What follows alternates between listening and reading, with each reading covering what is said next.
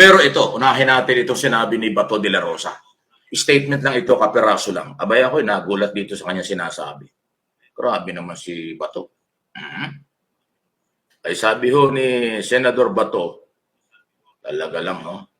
Pero ba talagang sinabi mo ba talaga ito? Bakit mo ba ginagawa ito? Ha? Parang kanya sinasabi. Ang sinasabi po ni Senador Bato, kapag kami ni Senador Bongo, ayan na, ikukot ko na lang. Kapag kami ni Senador Bongo ay hindi na mananalo next year, wala nang haharang sa impeachment ni Vice President Sara Duterte. Wow! Gusto lang pang mag-senador para harangan ng impeachment? Ganun ba, Senador? Ulitin ko yung statement yan. I-deny mo kung hindi totoo ito.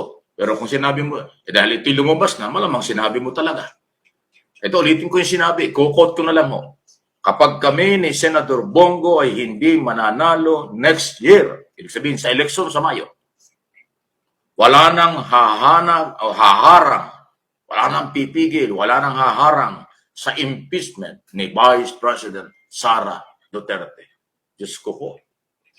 Lord, save the Philippines. Wala sa ganitong klaseng mga politiko. Senador Bato, nakakalimutan mo na o kinalimutan mo talaga? Kayo po ay senador ng Republika ng Pilipinas. Hindi kayo senador ng Duterte lang. Hindi kayo senador ni Sara Duterte lang. Kayo'y pinapasweldo ng mamamayang Pilipino bilang senador ng Republika ng Pilipinas. Bakit ganyan ang statement nyo? Gusto mo palang kumandidato at manalo para harangin nyo ang impeachment? Trabaho ba ng senador na harangin ang impeachment? Hindi po. Kung kayo maging senador judge, titingin kayo dapat sa ebidensya. May ebidensya ba o wala? Yan ang pagbabasihan. Hindi yung ngayon pa lang, ang purpose pala ninyo ay mangharang ng impeachment. Ibig sabihin, magiging bingi, bulag kayo sa katotohanan kapag inilatag na ng mga prosecutor, pag dumating sa inyo ang usaping ito sa mga ebidensya, testigo, witnesses at iba pa, mga maghahayag dyan ng sinumpang salaysay. Magiging bulag at bingi kayo dahil ang inyo palang layunin ay ipagtanggol, harangan ng impeachment against Vice President. Ganon? Wow! Ako, senador. Medyo dapat kaibigan kita, kaibigan mo ako, kilala mo ako. Kung hindi mo tinuturing mo ako kaibigan, pero kilala mo ako.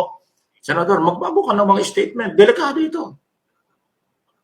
Paano kayo boboto ng tao? Ikaw pala gusto mo lang maging senador para ipagtanggol ang mga Duterte. Mag-mayor ka na lang ng Davao. Di ba? Kasi at least taga Davao lang magpapasweldo sa'yo. Pag senador, buong bansa kasama ang OFW na magpapasweldo sa'yo. Tapos pro Duterte ka lang. Wala nang iba. Grabe naman.